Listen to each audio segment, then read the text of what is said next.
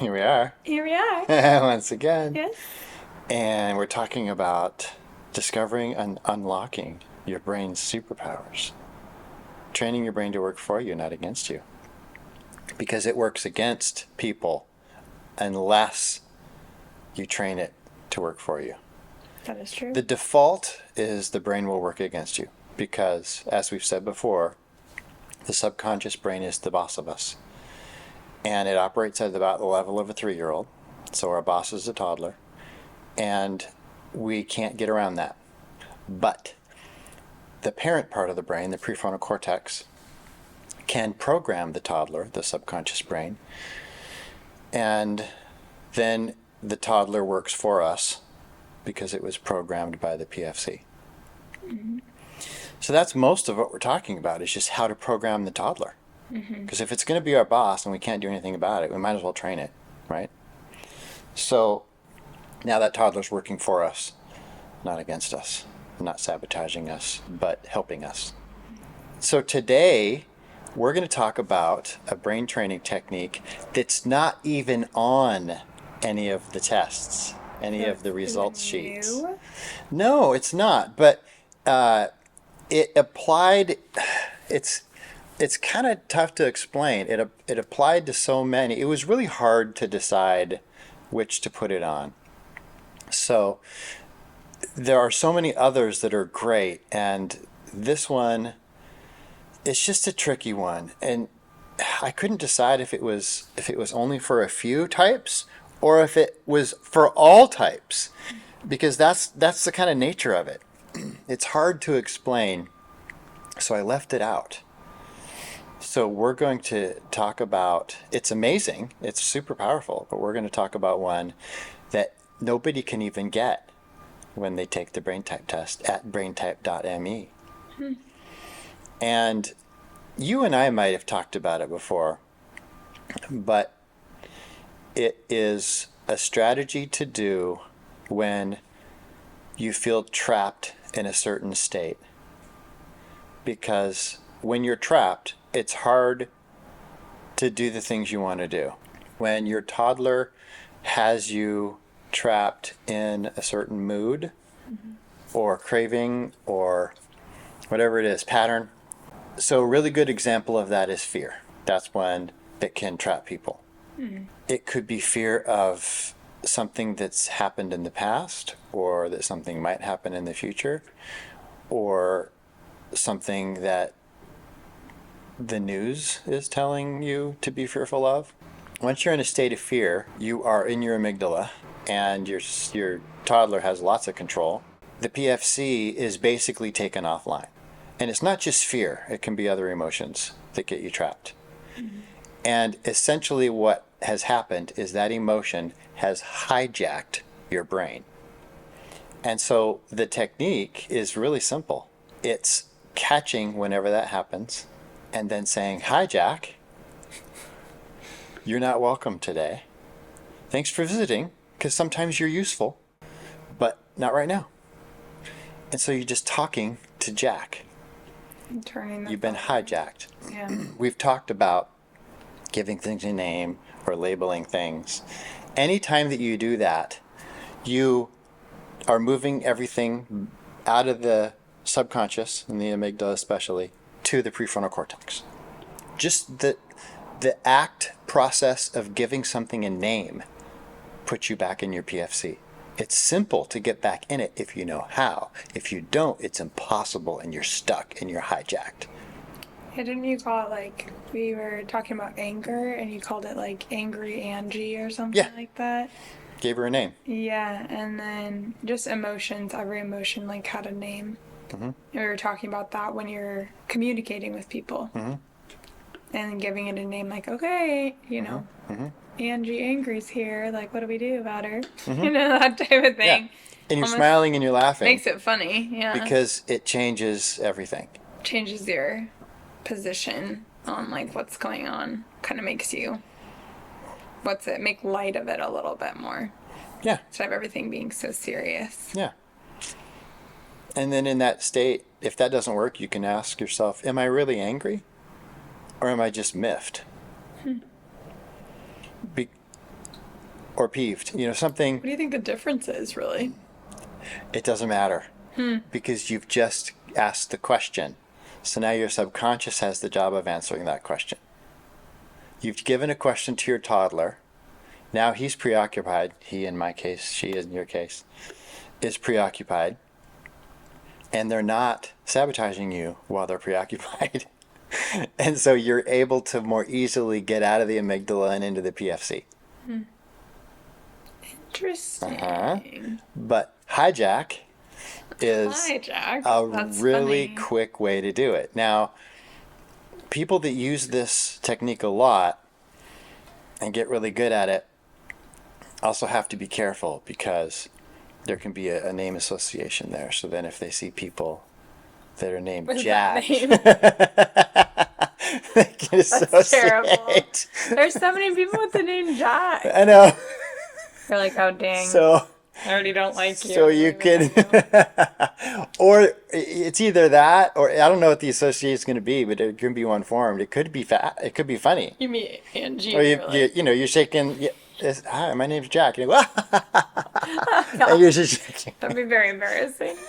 We're like, hi Angie. Ooh, we can't, All right. can't hang out. Sorry. Your No, name just makes you're- me upset. Can you imagine saying that to somebody? Terrible. Yeah, but in that case, you probably wouldn't be upset at an Angie. It would be because you've gamified it. So it's Yeah. not like you've associated anger. You've associated breaking With anger. Funny. Yeah. So it's almost like a funny thing instead of like an angry thing. Yeah. So the association wouldn't always be negative with Jack. It might even be positive. But Like, just I that's like something to Jack. think about. Yeah, I do too. Yeah. My grandpa's name was Jack.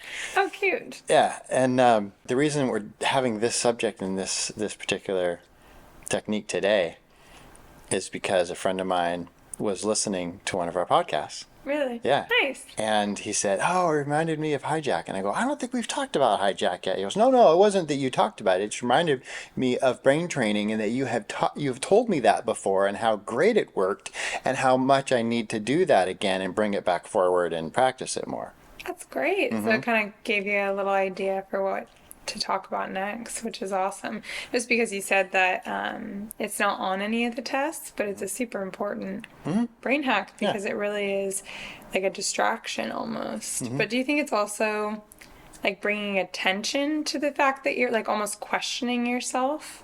So it's not necessarily a distraction, or do you think it's more of like a distraction technique?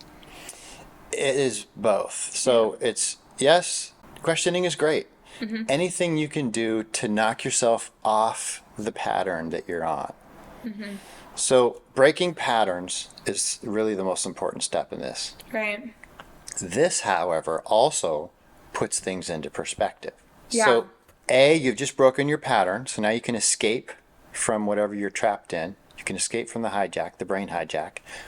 And B, it puts it into perspective. You've gamified it a little bit, so now it's not, now you're not freaking out because now it's somehow less of a deal. Because I was thinking about it, I was like, we've talked about changing your state before. Yep, And so would this fall under multiple categories of that? it does. Yeah. So the three main things, easiest ways, there's lots of ways to change your state, but the three top ways is your focus, physiology, and belief. So your focus, we've just changed our focus. Yeah. We're not trapped, we're not hijacked anymore because we called it out. Hi, Jack. Yeah. And now it's a lighter kind of attitude, and maybe you'll giggle. That's all great. It's so easy to change your state. You ever notice someone who, like if you've been in an argument with somebody, and then their phone rings, and they're going, rah, rah, rah, rah, and their phone rings, and you go, hello? My dad. That's how easy it is Yeah. to change your state. So funny. Yeah. Yes. So this is one of those easy ways to consciously be able to do that. It's just a brain nerve pathway. You're just jumping out of that into another one. And so people who have anxiety issues, this can be really key. Or, for instance, sleeping, even insomnia. I just Really? can't turn off my brain. It's because you're hijacked. So I say hi to Jack. Tell him he's not welcome.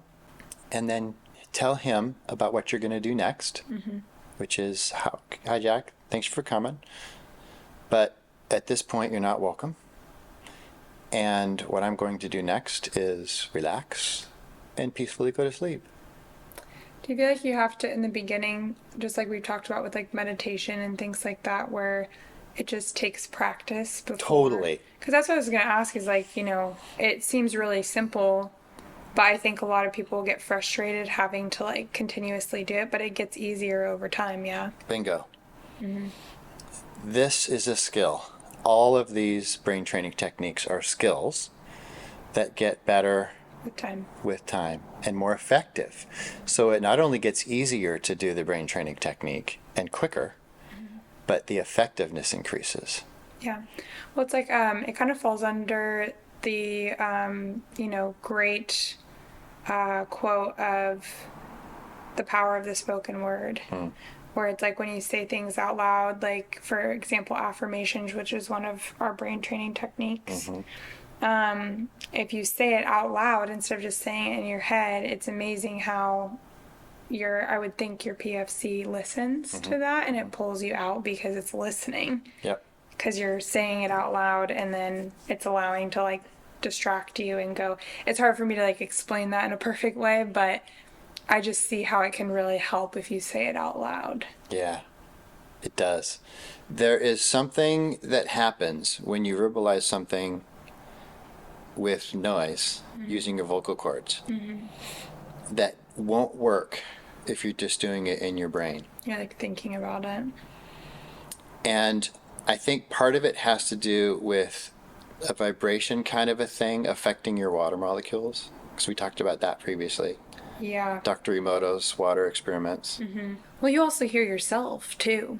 Yeah. Because like sometimes when you don't feel that way or actually believe it, it's amazing how when you say it over and over again, like it could go either way, right? Where it's the same thing as someone saying, I'm tired, I'm tired, I'm tired, I'm tired, I'm tired. And you just keep repeating it. And you tell everyone you meet that you're tired. How are you doing today? Oh, I'm tired. Yep. And you say it over and over again, and eventually you've convinced yourself, and now you're even more tired than you were before. And so if you turn that thought around and just start saying, you know what, I feel great today. Even though you don't, eventually if you keep repeating it, you do actually feel better. And there's actually, it's probably different for certain people, but there's certain words that hit you differently. Like certain affirmations that hit people differently where it feels good to you, like it sounds right. Yep. And I think it's the vibrations of the words together, honestly, the energy that's outputted that makes you feel different. But if you do that, it's just so powerful. And it's so cool, and it works both ways. So it's both negative and positive. It's called the power of the spoken word, whether it's either or. So spoken words become your experience. And it's the same thing with like believing, right? Because it's like if you believe something, you'll eventually have that situation. It's the power of belief too. And that's the other thing is focus, physiology, belief. So this is changing your focus immediately. And it's affecting your belief system. So that's 2 out of 3. Yeah. And then what's going to happen without you even knowing it is your posture's going to change. Now you got 3 out of 3. Yeah. Because you kind of sit up a little bit more straight. Your heart rate's going to slow down. Your breathing rate's going to slow down as you start to relax. Yeah. But it's great for... we had a member here who had was healed. She's still healed, even though she moved away, of her anxiety disorder with the brain training. It's amazing. And Hijack was one of her favorites. Still does it. Yeah. I think it's really good for people that do not have emotional, like EQ, emotional quotient. And so, like for people that struggle emotionally and struggle with being even keel, like being unshaken, because it's, in we talk about this a lot, but I feel like because of the society that we're in today, it's just progressively got worse and worse because our patience has thinned and thinned and thinned just because of the social media aspect of things. Yeah. And just Looking because, for things to be upset about. yes, and then like, you know, it's culture based too, where it's like the culture of like everything's fast, everything's quick, everything's easy and convenient. And that causes people to be just change from one emotion to the next very quickly.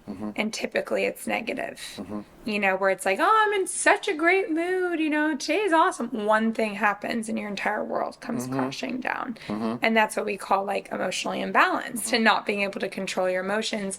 And that's what's so cool about what we're talking about, like the hijack. It allows you to kind of be more in control of your emotions and kind of steal that power back because people become very situationally emotional. Like it's very dependent on what's happening to them instead of them being in charge of their emotions and not allowing things to shake their tree. Yeah. So it's very powerful, but it does take a lot of practice, especially if you're someone that's emotionally, I wouldn't say unstable, but just imbalanced. Exactly. And combining two of the brain training techniques together, and I'll give you an example with hijack, is especially powerful, and that is hijack and gratitude. So you say, hijack, you're not welcome here right now. What I'm going to do next is think of 3 things I'm grateful for. It's a great one. And then that's going to force you to continue to change your state, to calm down, heart rate comes down, breathing rate comes down, anxiety comes down, and then you just list out loud those things that you're thankful for. It's really easy in this country because we're so blessed. Oh my gosh. Oh, it's ridiculous. People forget. Well, people don't know. I think it's literally ignorance.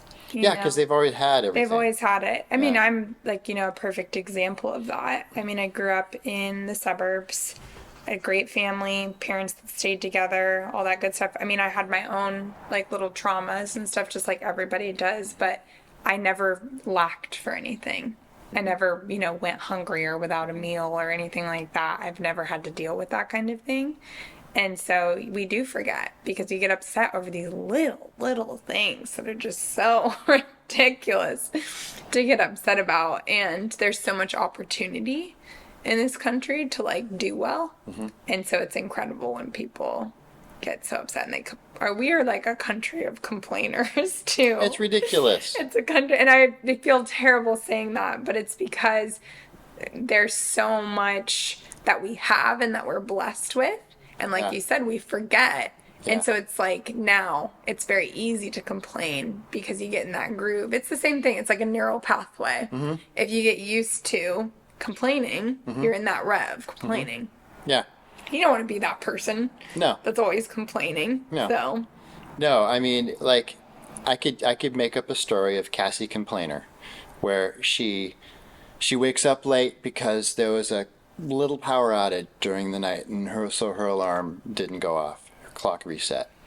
And then so she wakes up late, and now she's rushed. So she's trying to get to Starbucks extra fast in her car, and she gets pumpkin spice latte. Yeah, and she gets pulled over by the police, and she gives her a ticket, and so it delays her even more. So she gets to Starbucks, and she's in a hurry. She pulls away, and it spills on her, and now she's upset. And then she gets to work, and then the automatic door for some reason doesn't open in time, and she kind of bumps into it a little bit.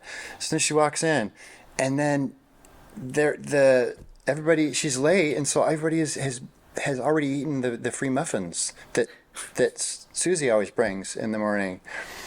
And then somebody asked her how her day's going so far, and she goes, "Oh, it's awful. I haven't had a worse day that I can ever remember." But everything that she would list off is a first world problem. 100%. It's so funny. 9 out of 10 people on in the other parts of the planet would literally give their right arm to have those problems. Yeah, it's so funny because you're like explaining that, and I'm like, that explains like one of my bad days where like I'm bumping into things and I'm spilling stuff, and I'm like, everything is terrible. I hate this day. I want to go to sleep. I want to go to sleep now so it's over. Because I'm like, that, and it's so true. It's like just such first world problems. And I'm so at fault. Mm-hmm. So at fault of that. And so, you're not alone if like that's you or like, people that get offended by that. I mean, there's nothing to get offended by because it's truly just perspective. Yeah. And it is a matter of perspective. Like I remember my dad was telling me this one time. I always mention my family. I probably should stop doing that, but whatever. My mom totally listens to this stuff. So mom, sorry. But she was so she's in their pool. Yeah. In their backyard, right? And she's like complaining about her day. There was something that was going on. And she's in the pool, with her drink, and she's complaining, and my dad goes, Anita, just look around. My dad does it too. Yeah. Complains or like I do or whatever. And then she goes, oh, you're right. Sorry. Yeah. Because she knows she's blessed and stuff. So there was nothing wrong with it. It was just so funny because it's so like accurate and that's a perfect depiction. And I'm the same way. Like I'll just have those days all the time and then I have to kind of like sit there and go, okay, like Alex, relax. It's not that bad that you were accidentally running into every wall you passed, Right. That happens a lot. But we could, if we were to coach this complainer girl, we could say, all right, she would say hijack, right? Yeah. And then say, okay, now to think of things that you're grateful for, because sometimes when you're in a crummy state, it's hard to think of things you're grateful for. 100%. Let's just reverse everything that made you upset, starting with your alarm clock. Yeah. How amazing that you have an electric alarm clock Like wakes and electricity. Because most people on the planet don't. It's true. And it's just start with that and then just keep going with everything that upset you. And how amazing it is that you actually were able to have that. See, like, I feel that way almost every day. It's the alarm clock thing. I'm like, I hate you. You're waking me up on time. You piece of poop. Ooh, watch your language. There might be kids listening. My bad. P-O-O-P. Anyways, yes, I definitely am at fault for that as well. But it's so funny that you're mentioning that. It's probably a good reality check for a lot of people. Yeah. So that's all I really have to say about that. It's just, it's a simple, easy technique that, again, works for most people, if not everyone. But like you mentioned, it takes practice. The first time it'll work, but it won't work near as well as the 10th time. And the 10th time won't work near as well as the 100th time. It gets better every time. Kind of like the EFT, the tapping. I don't actually have to tap anymore. I just imagine that I am, and it works. That's how... You've built the motor pathway or the neural pathway for that. It's a habit now for you. There we go. Boom. Goes the dynamite.